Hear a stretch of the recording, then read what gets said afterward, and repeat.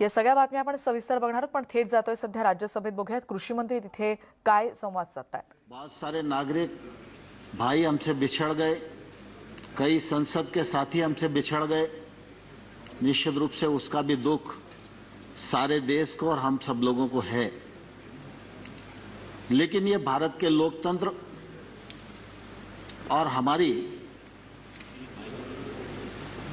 In परंपराओं का ही परिणाम है कि प्रधानमंत्री जी के दृढ़ संकल्प और देश की ताकत दोनों ने मिलकर इस पूरी महामारी पर नियंत्रण प्राप्त करने की एक सफलतम कोशिश की।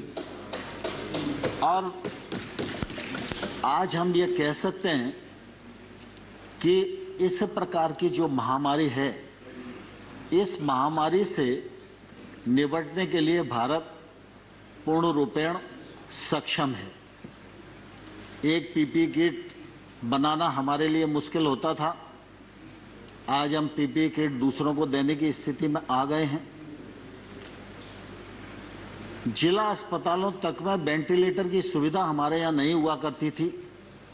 यह सुविधा जिला स्तर के अस्पतालों से नीचे तक के जो हमारे छोटे अस्पताल हैं, वहाँ ऑक्सीजन की व्यवस्था, वेंटिलेटर की व्यवस्था पहुँच गई है और उसके कारण निश्चित रूप से इस पर नियंत्रण प्राप्त करने में हम लोग बहुत सफल हुए हैं। इसके लिए प्रधानमंत्री जी के इस कृतित्व की निश्चित रूप से मैं प्रशंसा करना चाहता हूं।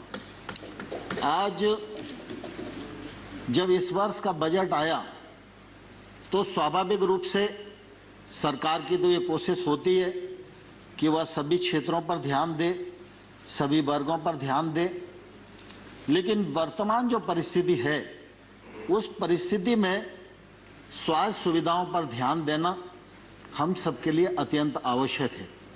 और मुझे कहते हुए प्रसन्नता है कि इस बजट में स्वास्थ्य सेवाओं की दृष्टि से 137% की जो वृद्धि की गई है वह निश्चित रूप से स्वागत योग्य है। आमतौर पर जब इस महामारी से हम लोग जूझ रहे थे उस समय ऐसा लग रहा था कि वैक्सीन हम पहले बनाएंगे या वैक्सीन दूसरे देश बनाएंगे और वो वैक्सीन हम सबको मिल पाएगी। लेकिन मैं आपके माध्यम से सभी लोगों को यह कहना चाहता हूं कि हमारे देश के वैज्ञानिकों ने वैक्सीन बनाकर जो देश को देसी उपलब्ध कराई, इसके कारण निश्चित रूप से भारत की ताकत भी बढ़ी है, भारत की प्रतिष्ठा भी बढ़ी है और हमारे वैज्ञानिकों का सम्मान भी बढ़ा है। कोरोना के इस कालखंड में चाहे उस समय दवाइयों को देने का मामला हो और चाहे आज वैक्सीन को देने का मामला हो, भारत दूसरे देशों की भी मदद कर रहा है। यह हम सब भारतीयों के लिए निश्चित रूप से बहुत ही गर्व की बात है। हम सब इस बात को भलीभांति जानते हैं कि प्रधानमंत्री नरेंद्र मोदी जी दूसरी बार बड़े बहुमत के साथ प्रधानमंत्री बने हैं। कई बार यह बात आती है हमारे प्रतिपक्ष के विद्वान वक्ताओं के मुंह से कि भाई आप तो ये कहते हैं कि सब मोदी जी की सरकार ने किया है और बाकी पिछली सरकारों ने कुछ भी नहीं किया। मैं इस मामले में ध्यान दिलाना चाहता हूं और यह कहना चाहता हूं कि इस प्रकार का आरोप लगाना उचित नहीं है। नरेंद्र मोदी जी ने सेंट्रल हॉल के अपने पहले भाषण में, जब उनको नेता पहले कार्यकाल में चुना जा रहा था तब भी, और 15 अगस्त के लाल किले से दिए जाने वाले उद्बोधन में भी उन्होंने यह कहा था जोर देकर कि मेरे पूर्व की जितनी सरकारें हैं उन सब सरकारों का योगदान देश के विकास में अपने अपने समय पर रहा है। और इसलिए इतनी बड़ी लोकतांत्रिक यात्रा और इतना बड़ा देश और उसकी प्रगति उस मामले में ऐसा सोच न तो नरेंद्र मोदी जी का है और ना ही नरेंद्र मोदी जी की सरकार का है और ना आने वाले कल में रहेगा। लेकिन स्वाभाविक रूप से यह तो सच है कि जो काम नरेंद्र मोदी जी के कार्यकाल में होगा, जिस ऊर्जा से होगा, जिस गति से होगा, जिस पारदर्शिता से होगा, दृढ़ संकल्प से होगा, तो उसका उल्लेख तो हम लोग भी करेंगे और आप भी हाउस में नहीं करोगे, लेकिन व्यक्तिगत बातचीत में तो आप सबको भी एहसास होगा ही कि ठीक हो रहा है। तो इसलिए इस प्रकार का सोच मुझे लगता है उपयुक्त नहीं है। प्रधानमंत्री नरेंद्र मोदी जी की सरकार गांव, गरीब और किसान के लिए पूरी तरह प्रतिबद्ध है और आने वाले कल में भी प्रतिबद्ध रहेगी। मैं गांव से ही अपनी बात को शुरू करना चाहता हूं। आपको ध्यान होगा जब 13वां फाइनेंस कमीशन आया था, उस समय फाइनेंस कमीशन की रिकमेंडेशन के अनुसार मंत्रिपरिषद जो तत्कालीन थी उसने मंजूर किया था कि देश की 2.5 लाख पंचायतों को 65,000 करोड़ रुपया 5 साल में मूलभूत की राशि उपलब्ध कराई जाएगी। मोदी जी की सरकार आई तो 14वें फाइनेंस कमीशन की रिपोर्ट आई। फाइनेंस कमीशन ने रिकमेंड किया कि पंचायतों को 2,292 करोड़ रुपया दिया जाना चाहिए। सरकार बनी थी, स्वाभाविक रूप से सरकार के मन में यह बात रहती कि पैसा अगर हमारे हाथ में रहेगा तो हम ज्यादा कुछ योजनाएं बना सकेंगे, खर्च कर सकेंगे। लेकिन उस समय मोदी जी ने दोनों रिकमेंडेशन हूबहू स्वीकार की। एक तो ग्राम पंचायतों को 2,292 करोड़ रुपया ग्राम पंचायतों के लिए, और जो राज्यों को 32% दिया जाता था उसके स्थान पर 42%। और मुझे ध्यान है उस समय कैबिनेट में कई लोगों ने अपने अपने विचार रखे थे। तो मोदी जी ने कहा था कि देखिए, गांव का विकास करना है तो पैसा गांव में पहुंचना चाहिए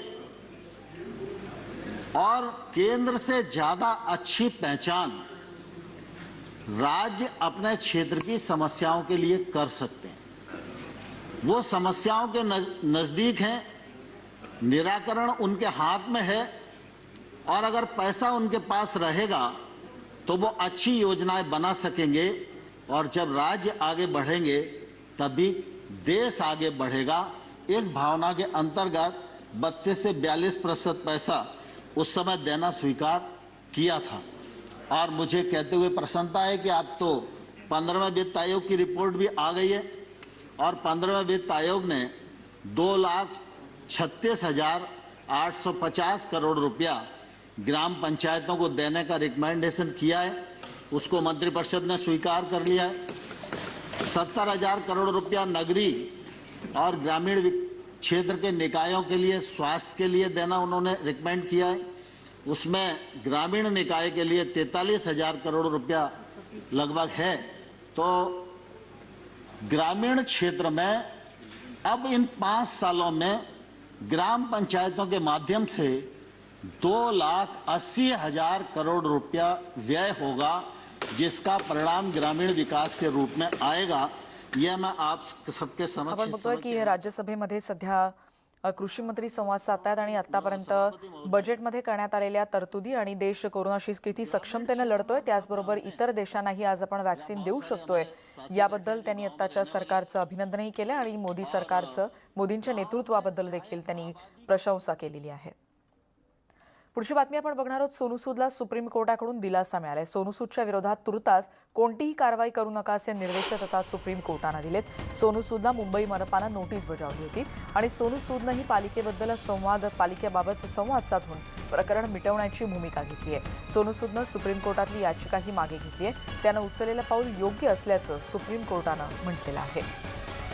आपण बघतोय की सुप्रीम कोर्टानं अभिनेता सोनू सूदला हा दिलासा दिला. अनधिकृत बांधकाम प्रकरणी ही याचिका दाखल करण्यात आली होती. आज नेमकं काय झालं त्याच्याबद्दल अधिक माहिती घेऊयात. प्रशांत लीला रामदास आमचे प्रतिनिधी आता आपल्या सोबत आहेत. प्रशांत, आज नेमकं काय झालं कोर्टात? आज सुप्रीम कोर्टामध्ये सोनू सूद प्रकरणामध्ये सुनावणी झाली, ज्यामध्ये महत्वाची माहिती पुढे आलेली आहे. महत्वाचं म्हणजे ज्या पद्धतीने या संदर्भात गेल्या मुंबई उच्च न्यायालयात असो किंवा तिथं स्थानिक न्यायालयात जो निर्णय आला होता, त्या निर्णयाच्या विरोधात जे अभिनेता आहे सोनू सूद यांनी ग्रेटर मुंबई म्युनिसिपल कॉर्पोरेशनच्या जी नोटीस देण्यात आला होता त्याच्या विरोधामध्ये त्यांनी सुप्रीम कोर्टात दरवाजा पुन्हा एकदा पोटा ठोकवला होता. त्यामध्ये सुप्रीम कोर्टाने स्पष्ट केलेलं आहे की म्युनिसिपल कॉर्पोरेशन म्हणजे महानगरपालिकेने सोनू सूद यांच्या विरोधात कुठलीही कारवाई करू नये आणि सोनू सूदच्या वतीने स्पष्ट करण्यात आलेलं आहे की सुप्रीम कोर्टात जी याचिका आहे ती वापस घेण्यात येईल आणि हा सर्व निर्णय जो आहे, हा जो दोघांमधला वाद आहे, हा वाद महानगरपालिकेच्या माध्यमातून सोडवण्यात येईल. या संदर्भात त्यांनी स्पष्ट केलंय की यावरती भारताच्या सरन्यायाधीशांनी स्पष्ट केलं की अतिशय चांगलं पाऊल आहे. शक्यतोवर हे जे असे वाद असतात ते स्थानिक पद्धतीने सोडले तर अतिशय योग्य आहे, अशा प्रकारचा संकेत देखील सरन्यायाधीशांनी दिलेला आहे. आपण बघतोय त्यामुळे सुप्रीम कोर्टानं हा सोनू सूदला मोठा दिलासा दिलेला आहे आणि आपण संवाद साधून आता वाद सोडवणार अशी भूमिका सोनूनंही घेतली होती. मुंबई मनपानं त्याला नोटीस बजावलेली होती. अनधिकृत बांधकाम प्रकरणातला हा मुद्दा होता.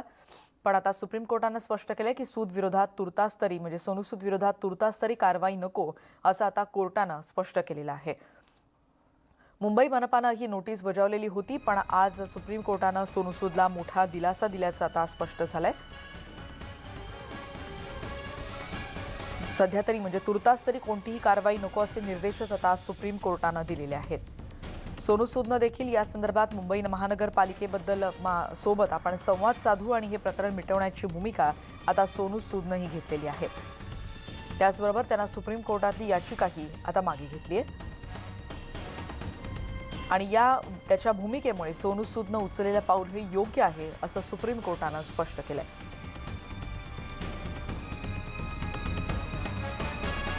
त्यामुळे हे प्रकरण चांगलं चर्चेत होतं आपल्याला माहिती आहे आणि त्यानंतर मुंबई मनपाशी संवाद साधून आपण हा वाद सोडवू असं आता सोनू सूदनं म्हटलेलं आहे. मुंबई महानगरपालिकेने या संदर्भात एक नोटीस बजावली होती. त्याआधी या संदर्भातली तक्रार दाखल केली होती. काही नियमांचा भंग केल्याचा आरोप त्याच्यावर करण्यात आला होता. भाजप नेते राम कदम आता आपल्या सोबत आहेत. राम कदम, तुमची पहिली प्रतिक्रिया, सोनू सूद विरोधात तुर्तास कारवाई नको असा सुप्रीम कोर्टानं म्हटलंय.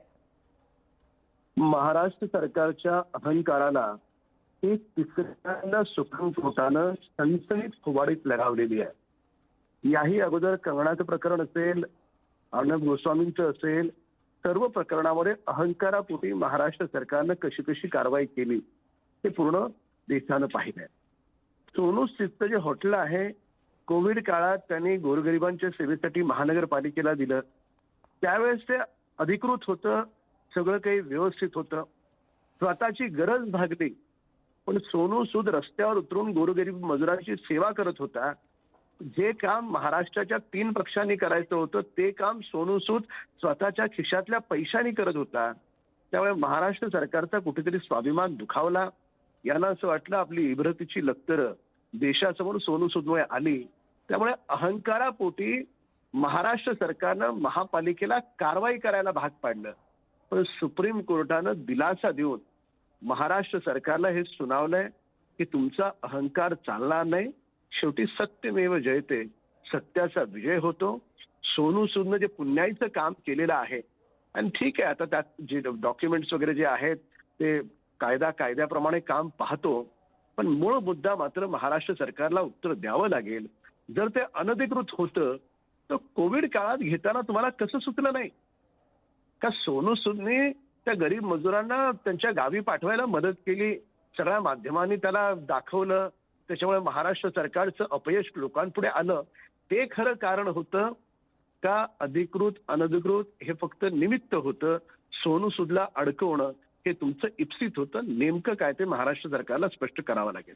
आपण एकीकडे राम कदम आपण बघतोय की सुप्रीम कोर्टानं म्हटलंय की तुर्तास कारवाई नको आणि त्या दरम्यान सोनू सूदनं देखील याचिका मागे घेत म्हटलंय की आपण पालिकेशी या संदर्भात संवाद साधणार आहोत. बिलकुल सोनू सूद बद्दल अभिमान आहे. अतिशय प्रतिभाशाली कलाकार आहे. माझे व्यक्तिगत मित्र आहेत चांगले आणि व्यक्तिगत मित्रापेक्षा एक कलेचा सन्मान त्यांचा संपूर्ण देश करतो. पण या कलेसोबत जे काही कष्टानं परिश्रमानं त्यांनी जे पैसे मिळवलेत तर त्या पैशाचं त्यांनी योग्य काळामध्ये संकट काळामध्ये दानात देखील रूपांतर केलंय. आता आपण पाहिलं असेल, अनेकांना माहित नाही की गोरगरिबांचे अनेक मोठमोठे ऑपरेशन्स सोनू सूद मागची कित्येक महिन्यांपासून वर्षांपासून करता आहे. ज्या पद्धतीनं ट्रेन बसेसच्या बसेस त्यांनी मजुरांना स्वतःच्या खर्चाने त्यांच्या गावापर्यंत पाठवण्याचा प्रयत्न केला, तर ही गोष्ट कौतुकास्पद आहे. तर त्याच्यामुळे ज्या गोष्टीचं कौतुक केलं पाहिजे त्याचं कौतुक न करता सामनामध्ये या सोनू सूदवर टीका केली गेली होती. टीका करण्यासारखं सोनू सूदने केलं काय? म्हणजे शिवसेनेनं हिंदुत्व हरवलंय हे पूर्ण महाराष्ट्राला माहिती आहे. देवी देवतांचा अपमान, अरे आम्ही ज्यांची पूजा करतो त्यांना शिवी दिली जाते, शिवसेना गप्प असते, हे तुमचं हिंदुत्व आहे. तांडवच्या वेब सिरीजच्या बाबतीमध्ये देशात सर्वात पहिल्यांदा आंदोलन आम्ही घाटकोपरला केलं. महाराष्ट्र सरकारनं 4 दिवसाच्या नंतर त्याच्यावर FIR घेतला. अजूनपर्यंत कुणालाही चौकशीला बोलवलं नाही. म्हणजे या शिवसेनेच्या राज्यात देवी देवतांना शिव्या घाला, शिवसेना काही करणार नाही. या राज्यामध्ये हिंदूंबद्दल हिंदू सडलेले आहेत, अमुक आहेत तमुक आहेत असं काही बोला, शिवसेना काही बोलणार नाही. जो खरा जो शिवसेनेचा कार्यकर्ता आहे या घटनेनंतर शिवसेनेत राहील असं मला वाटत नाही. जर त्याला खरंच हिंदू धर्माविषयी प्रेम असेल, शिवरायांविषयी प्रेम असेल, देवी देवतांवर प्रेम असेल तर तो शिवसेनेत थांबेल असं मला वाटत नाही. धन्यवाद तुमच्या या प्रतिक्रियेबद्दल. आपण बघतोय की सुप्रीम कोर्टाने एकीकडे सोनू सूदला दिलासा दिलेला आहे आणि आतापर्यंत गोरगरिबांची आणि त्याचबरोबर मजुरांना जे स्थलांतरित मजूर देशभरात होते त्यांना पाठवण्याची व्यवस्था सोनू सूदनं केली होती आणि त्यानं चुकीचं काय केलं असा प्रश्नही राम कदम यांनी उपस्थित केला होता. आपल्याला माहिती आहे की सोनू सूदनं दरम्यान याचिका मागे घेतली आहे आणि मुंबई मनपाशी संवाद साधणार आहोत असं देखील सोनू सूदनं म्हटलंय. आणि आता बातमी, मराठा आरक्षणावर 8 मार्चला सुनावणी होणार आहे. मराठा आरक्षणावरची आजची सुनावणी आज पुढे ढकलण्यात आली. 11 न्यायमूर्तींच्या खंडपीठाकडे ही सुनावणी वर्ग करण्याची मागणी कपिल सिब्बल यांनी केली. प्रत्यक्ष सुनावणी होण्याची शक्यता आता वर्तवली जाते. 8 ते 18 मार्च दरम्यान सुनावणीचा कालावधी परिस्थितीनुसार व्हर्च्युअल की प्रत्यक्ष ते ठरू शकेल. या आंदोलनासंदर्भात मराठा आरक्षण आंदोलनाच्या मुद्द्यावर आता 8 मार्चला आरक्षणासंदर्भात पुढची सुनावणी होणार आहे. आता आज टाइम टेबल डिसाईड करून देण्यात येईल. या टाइम टेबलमध्ये पहिली वेळ जी काही माननीय न्यायालयाने सांगितली त्यानुसार 8, 9 आणि 10 हे 3 दिवस जे मराठा आरक्षणाला विरोध करताय अशा सर्वांसाठी वेळ राखीव ठेवण्यात आलेला आहे. 8 तारखेला, 9 तारखेला आणि 10 तारखेला हे 3 दिवस मराठा आरक्षणाला विरोध करणाऱ्यांसाठी बाजू मांडण्यासाठी त्या ठिकाणी वेळ देण्यात आलेला आहे. यापुढे 15 मार्च, 16 मार्च आणि 17 मार्च, 12 मार्च, 15 मार्च आणि 16 मार्च, 17 मार्च हे 4 दिवस जे मराठा आरक्षणाला सपोर्ट करताय म्हणजे मुख्यमंत्री, राज्याचे मुख्य सचिव आणि रिस्पॉन्डेंट नंबर मी आणि जे कोणी इंटरव्ह्युनर याच्यामध्ये आपलं मत मांडू शकता, यांनी 12, 15, 16 आणि 17 ह्या 4 दिवस त्यांना संधी मिळणार आहे. 18 तारखेला याच्यामध्ये केंद्र सरकारच्या वतीने बाजू मांडण्यात येणार आहे. केंद्र सरकारला देखील पार्टी करण्यात आलेला आहे. मराठा समाजाला न्याय मिळाला पाहिजे, SCBCचं आरक्षण टिकावं यासाठी राज्य सरकार सर्वतोपरी प्रयत्न करत आहे. वकिलांची फौज जे आवश्यक असेल तेवढी सगळी लावत आहे. अशोक चव्हाण प्रामाणिकपणे या राज्याचे माजी मुख्यमंत्री आणि या समितीचे अध्यक्ष इमानईद्वारे काम करत आहे. यावर कोणीही प्रश्नचिन्ह निर्माण करण्याचा विषय नाही. आज सर्वस्वी निर्णय हा आता सुप्रीम कोर्टात आहे. मला वाटतं की सुप्रीम कोर्टाने 102 घटनादुरुस्तीचा आधार घेऊन तामिळनाडू राज्याला सुद्धा आता नोटीस पाठवली की ज्यावर 50% वर आरक्षण गेलेलं आहे. एकूण न्यायालयीन प्रक्रियेमध्ये आम्ही जास्त बोलणं यापेक्षा आमची अपेक्षा अशी आहे की SCBCतून मराठा समाजाला आरक्षण मिळावं आणि ते टिकावं आणि त्यांना न्याय द्यावा ही आमची भूमिका आहे. आणि या बातमीनंतर एक ब्रेक घेऊन आपण परत भेटणार आहोत. पहा फक्त न्यूज 18 लोकमत.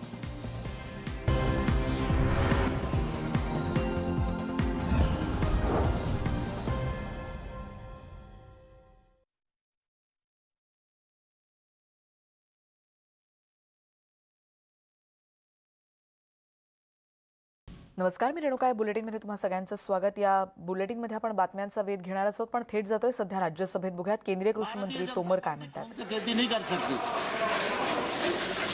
और इसलिए मैं सभापति महोदय आपके माध्यम से कहना चाहता हूं, कॉन्ट्रैक्ट फार्मिंग एक्ट का कौन सा प्रावधान है जो प्रावधान किसी भी व्यापारी को उस किसान की जमीन छीनने की इजाजत देता है? लेकिन लोगों को भड़काया जा रहा है, जमीन चली जाएगी।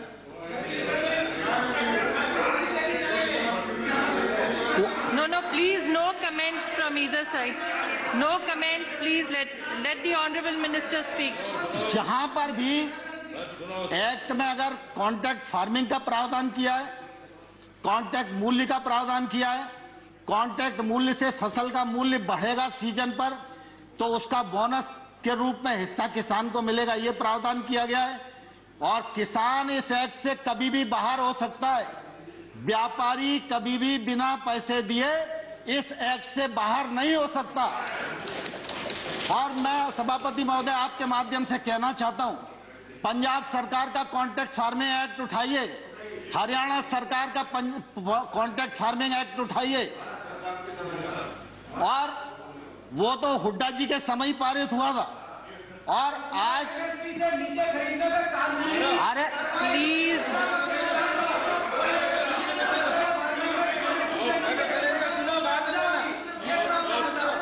Excuse me, please. He is not yielding. He is not yielding, so please. Dipendra भाई Dipendra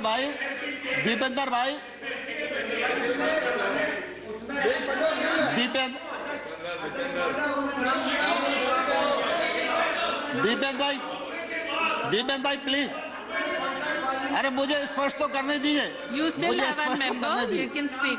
You can reply later. नहीं, आपका नहीं लिया मैंने। माननीय सभापति महोदय, मैं स्पष्ट करना चाहता हूं कि इन राज्यों के अभी लगभग 20-22 राज्य ऐसे हैं जिसमें कॉन्ट्रैक्ट फार्मिंग ने के लिए नया एक्ट बनाया है या उन्होंने एपीएमसी में शामिल किया है। नहीं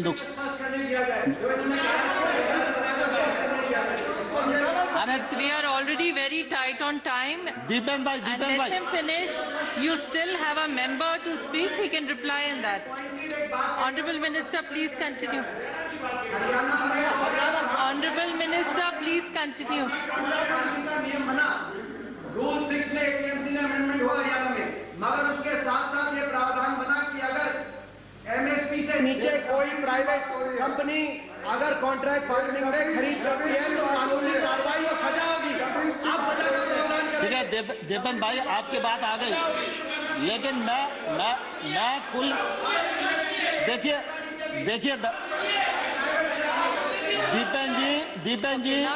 दीपेंद्र जी सवाल इसका नहीं है कि उस एक्ट में क्या लिखा है, सवाल इसका है कि कॉन्ट्रैक्ट फार्मिंग एक्ट है या नहीं है, और कॉन्ट्रैक्ट फार्मिंग एक्ट कब बना, और उस कॉन्ट्रैक्ट फार्मिंग एक्ट में अगर किसान गलती करेगा तो किसान को जेल जाना पड़ेगा, ये प्रावधान पंजाब के एक्ट में है, और ये पंजाब सरकार के एक्ट में है।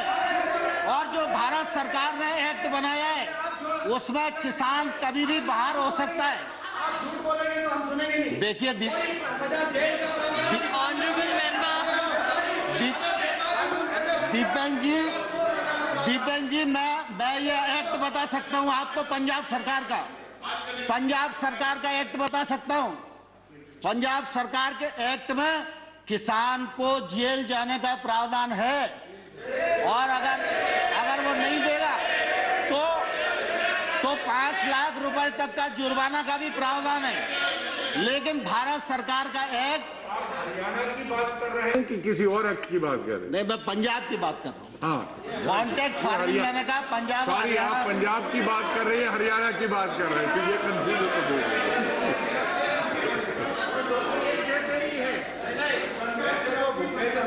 ऐसे तो भूपेंद्र सिंह हुड्डा जी की कमेटी की रिपोर्ट थी जिसमें उन्होंने कहा था एपीएमसी को समाप्त करो, उस बात को अगर इनकार करो तो बताओ। So, Honorable Minister. एपीएमसी को समाप्त करो, और ये पंजाब में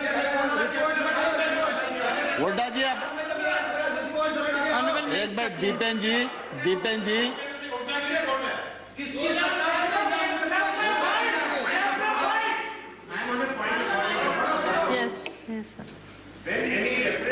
to be made to a person Or state. or a state, Under which and the individual rule? person Under which is rule are not you present putting up here. the point of order? And about a report Sarbaji, under which? which is neither an official report nor a government report. So those Under which references must be- rule, Sharmaji, are you making the point of order? Dipendra ji, Hasn't given the Dipendra ji rule. Please, Dipendra ji please, Honorable Minister, please sit. Please sit, let him sit. देखिए ये Honorable contract member, farming act honorable member. और ये trade act, ये सब हुड्डा जी की recommendation के कारण आए।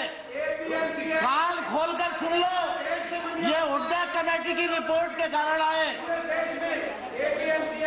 और अब जब दोबारा से कृषि पर बहस हो, जब कृषि पर बहस हो तब आप पढ़ के आना और बहस करना, मैं जवाब Under दूंगा which आपको। rule, sir?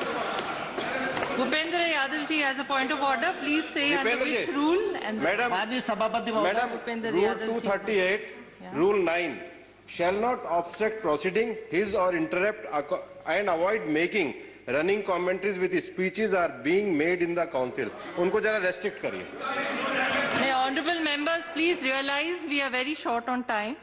And नहीं, let the सभापति महोदय, honorable बस मैं minister 2 मिनट finish में his समाप्त speech. कर रहा हूँ। You still have one member who can speak, so they can respond to what honorable minister is saying. So माननीय honorable सभापति minister, G, please don't give a माननीय chance and सभापति जी, complete it. मैं आपके माध्यम से सदन को बताना चाहता हूं, खरीद में ट्रांसपेरेंसी आए, ई ट्रांजैक्शन बढ़े, किसान को वाजिब दाम मिले, इलेक्ट्रॉनिक ट्रेड बढ़े, इसके लिए 1000 त्यामुळे कृषी मंत्री आपण बघतोय राज्यसभेत बाजू मांडतायत की कायदा परिपूर्ण आहे आणि शेतकऱ्यांना भडकवलं जाण्याचा प्रयत्न केला जातोय असा आरोप त्यांनी आता केला आणि राज्यसभेतल्या चर्चेनंतर थेट जातोय औरंगाबादमध्ये। आपल्याला माहिती आहे आज मुख्यमंत्री तिथे आहेत आणि पाणी पुरवठा प्रकल्पासंदर्भातल्या एका महत्त्वाच्या प्रकल्पाच्या ठिकाणी ते आता कार्यक्रमाच्या स्थळी तिथे पोहोचलेले आहेत। सिद्धार्थ गोदाम यांच्याकडून अधिक माहिती घेऊयात। सिद्धार्थ, काही वेळापूर्वी आपण जेव्हा बोललो तेव्हा लोणारहून मुख्यमंत्री परतणार होते परत येण्यासाठी औरंगाबादला आणि आता पाण्याशी संदर्भात महत्त्वाच्या प्रकल्पाविषयी देखील तू उल्लेख केला होतास, तोच हा प्रकल्प आहे का आणि कशा रीतीने हा प्रकल्प औरंगाबादसाठी महत्त्वाचा?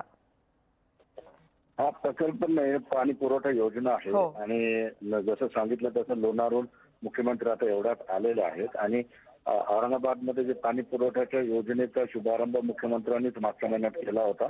आता त्या योजनेची जी आहे सुरुवात, प्रत्यक्ष कामाची सुरुवात झालेली आहे आणि त्या कामाची पाहणी करण्यासाठी मुख्यमंत्री या ठिकाणी आलेले आहेत। आपल्याला माहित आहे की 1682 कोटीची ही पाणी पुरवठ्याची योजना औरंगाबादची गेल्या अनेक वर्षांपासून रखडलेली होती। ती मुख्यमंत्री उद्धव ठाकरे यांनी गेल्या महिन्यात तिचा शुभारंभ केला, मात्र आता त्या पाणी पुरवठ्याच्या पाणी टाकी जे बांधणार होते 6 ते 7 टाक्या, त्यातील एका पाणी टाक्याच्या कामाचं पाहणी मुख्यमंत्री करतात या ठिकाणी आणि ही पाहणी झाल्यानंतर मुख्यमंत्री थेट जिल्हाधिकारी कार्यालयात जातील आणि त्या ठिकाणी एक आढावा बैठकीचं आयोजन आहे। मुख्यमंत्र्यांच्या त्या कार्यक्रमाच्या आधी मुख्यमंत्री आता एवढ्यात पोहोचले, पण 10 मिनिटं आधी भाजपचे कार्यकर्ते या ठिकाणी आले होते आणि मुख्यमंत्र्यांना औरंगाबादचं नाव संभाजीनगर करण्याविषयी निवेदन देण्यासाठी ते आले होते, मात्र पोलिसांनी त्यांना लगेच ताब्यात घेतलेलं होतं, कारण भाजपचे कार्यकर्ते हे काळे कपडे घालून या ठिकाणी आले होते आणि त्यांचा एक निषेध करण्याचा प्रयत्न होता की संभाजीनगर हे नाव गेल्या अनेक दिवसांपासून रखडलं जात आहे आणि त्याची मागणी ते नाव नामांतर करण्यात यावं या मागणीसाठी ते आले होते, मात्र 10 ते 15 मिनिटांपूर्वी मुख्यमंत्री येण्याच्या आधी त्यांना सगळ्यांना ताब्यात घेऊन पोलिसांनी त्यांना पोलीस ठाण्यामध्ये नेलेलं आहे आणि पुढचा कार्यक्रम हा सुरळीत सुरू आहे। बघू शकतो आपण की मुख्यमंत्री असतील किंवा त्यांच्यासोबत पालकमंत्री सुभाष देसाई सुद्धा या ठिकाणी आलेले आहेत आणि हा कार्यक्रम झाल्यानंतर जे आहेत ते एकंदरीतच जिल्हाधिकारी कार्यालयाला ते जाणार आहेत आणि त्या ठिकाणी बैठकीचा एक आढावा घेऊन मुख्यमंत्री त्यानंतर प्रेसशी बोलतील अशी शक्यता आहे, मात्र अजून कसल्याही पद्धतीची कन्फर्म माहिती जी देण्यात आलेली नाहीये। आपण बघतोय की मुख्यमंत्री, पालकमंत्री सुभाष देसाई हे सगळे या ठिकाणी आलेले आहेत आणि महाराष्ट्र जीवन प्राधिकरण औरंगाबाद पाणी पुरवठा योजनेचे जे काही फ्लेक्स लावलेले किंवा ते त्यांचे जे आराखडे लावलेले त्या आराखड्याचं वाचन किंवा ते बघणार आहेत। निश्चितच सिद्धार्थ गोदाम जसे याप्रमाणे सांगतात, औरंगाबादमध्ये मुख्यमंत्री लोणारहून दाखल झाले आणि त्यानंतर मुख्यमंत्री औरंगाबाद दौऱ्यावर आहे आणि या महत्त्वाच्या योजनेचा सध्या मुख्यमंत्री आढावा घेतात. त्यांच्यासोबत पालकमंत्री सुभाष देसाई देखील आहेत. प्रसारमाध्यमांशी ते संवाद साधतात का यासाठी प्रसारमाध्यमांचा तिथे प्रयत्न सुरू आहे आणि यानंतर जिल्हाधिकारी कार्यालयात जाऊन ते आढावा बैठक देखील काही वेळातच घेणार आहेत आणि त्यानंतर ते मुंबईकडे रवाना होणार आहेत. त्या दरम्यान ते प्रसारमाध्यमांशी त्यांनी संवाद साधला तर निश्चितच या सगळ्याचे अपडेट्स आम्ही तुमच्यापर्यंत पोहोचवत राहणार आहोत. मुख्यमंत्र्यांनी गेल्याच महिन्यामध्ये या योजनेचा शुभारंभ केला होता. तब्बल 1682 कोटींची ही पाणीपुरवठा योजना आहे आणि ज्याचा शुभारंभ केल्यानंतर आज आढावा घेण्यासाठी मुख्यमंत्री औरंगाबादमध्ये दाखल झाले होते. काही वेळात जिल्हाधिकारी कार्यालयात जाऊन तिथे आढावा घेतल्यानंतर मुख्यमंत्री कदाचित प्रसारमाध्यमांशी संवाद साधतील आणि त्यानंतर ते मुंबईकडे रवाना होतील अशी प्राथमिक माहिती सध्या मिळते. आता सध्या आपण बघतोय या योजनेची पाहणी करण्यासाठी मुख्यमंत्री या योजनेच्या ठिकाणी सध्या पोहोचलेले आहेत. दरम्यान जसं आपल्याला माहिती आहे की काही वेळापूर्वी सिद्धार्थ यांनी आपल्याला सांगितलं त्यानुसार तिथे काही भाजपचे कार्यकर्ते देखील त्यांना भेटण्यासाठी आलेले होते, पण पोलिसांनी त्यांना भेटू दिलं नव्हतं मुख्यमंत्र्यांना. मुख्यमंत्री येण्याआधीच भाजप कार्यकर्ते निवेदन देण्यासाठी आले होते, पण पोलिसांनी त्यांना हुसकावून लावलेलं आहे. या संदर्भातली बातमी आता यापुढे आपण बघतोय, कारण भाजप कार्यकर्त्यांना पोलिसांनी आता ताब्यात घेतलंय. मुख्यमंत्री आता ज्या पाणीपुरवठा योजनेची पाहणी करण्यासाठी आले होते तिथे पोहोचतानाच औरंगाबाद संदर्भातलं एक महत्त्वाचं निवेदन देण्यासाठी आता तिथे भाजपचे कार्यकर्ते आलेले होते, पण पोलिसांनी त्यांना हुसकावून लावलेलं आहे. पाणीपुरवठा योजनेची पाहणी करण्यासाठी काही वेळापूर्वीच मुख्यमंत्री जेव्हा दाखल झाले होते आणि त्यांना भेटण्यासाठी त्यांना निवेदन देण्यासाठी आपल्याला माहिती आहे संभाजीनगर आणि औरंगाबाद या दोन नावांवरून सध्या राजकारण तापलेलं आहे आणि त्याच पार्श्वभूमीवर सध्या मुख्यमंत्री औरंगाबादमध्ये आणि त्याआधी आज सकाळी ते लोणार सरोवराची देखील पाहणी करण्यासाठी गेलेले होते.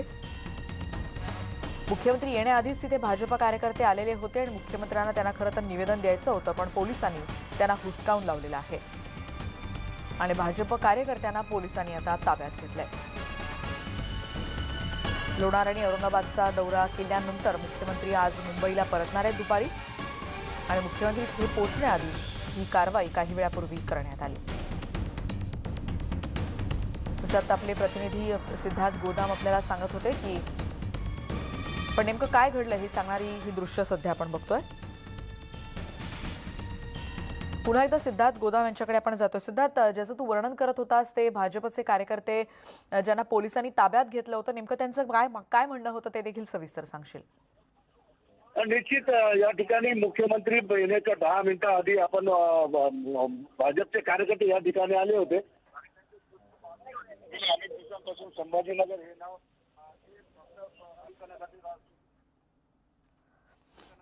शिवसेना वापरते, मात्र ते प्रत्यक्षात होत नाही. त्यासाठी भाजप असेल किंवा मनसे असेल या दोन्ही पक्षाच्या नेत्यांनी या ठिकाणी इशारा दिला होता की मुख्यमंत्र्यांना आम्ही अडवणार. त्या पद्धतीनं मनसेच्या काही कार्यकर्त्यांना सकाळी 10 वाजताच पोलिसांनी उचललं होतं आणि भाजपचे कार्यकर्ते ज्या ठिकाणी मुख्यमंत्र्यांचा कार्यक्रम आहे त्या ठिकाणी आले होते, मात्र मुख्यमंत्री तोपर्यंत आले नव्हते. मुख्यमंत्री येण्याच्या 10 ते 15 मिनिटं आधी कार्यकर्ते या ठिकाणी आले आणि काळे कपडे घालून त्यांना मुख्यमंत्र्यांचा निषेध करायचा होता, मात्र पोलिसांनी लगेच भाजपच्या कार्यकर्त्यांची धरपकड केलेली आणि त्यांना या ठिकाणाहून उचललेलं आहे. आता मुख्यमंत्री जे आहेत महानगरपालिकेचे आयुक्त त्यांच्या घरी गेलेले, त्यांच्या बंगल्याच्या पाठीमागेच उभा आहे मी, कारण खूप मोठ्या प्रमाणात पोलिसांचा बंदोबस्त लावण्यात आला होता. कारण मनसेनी या ठिकाणी मुख्यमंत्र्यांचा ताफा अडवणार अशा पद्धतीची इशारा दिला होता, मात्र त्यांना 10 वाजताच पोलिसांनी सुहास दासरथेसह सगळे कार्यकर्ते उचलले आणि भाजप सुद्धा या ठिकाणी आलं होतं निषेध करण्यासाठी काळे कपडे घालून, मात्र त्यांचाही या ठिकाणी पोलिसांनी त्यांनाही उचलून नेलेलं. एकंदरीतच आता मुख्यमंत्री इथून जातील आणि जिल्हाधिकाऱ्याच्या कार्यालयामध्ये एक आढावा बैठक घेतील आणि त्यानंतर 2 वाजता ते मुंबईला परततील. निश्चितच सिद्धार्थ, म्हणून प्रत्येक क्षणाचे अपडेट्स तुमच्याकडून घेत राहणार. औरंगाबादमध्ये भाजप कार्यकर्त्यांना पोलिसांनी इथे ताब्यात घेतलंय. मुख्यमंत्री तिथे पोहोचण्याआधी निवेदन देण्यासाठी भाजपचे कार्यकर्ते आले होते आणि पोलिसांनी त्यांना हुसकावून लावली. तेव्हा नेमकं काय झालं ते सांगणारी ही दृश्य आहेत.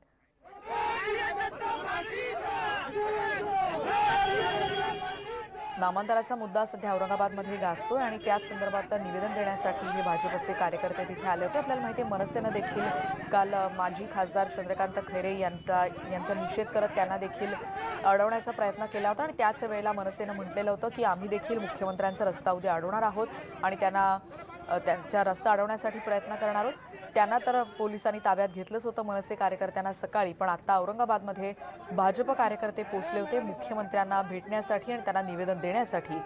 तोवर मुख्यमंत्री तिथे आले नव्हते आणि त्या दरम्यान या भाजप कार्यकर्त्यांना पोलिसांनी आता ताब्यात घेतलंय.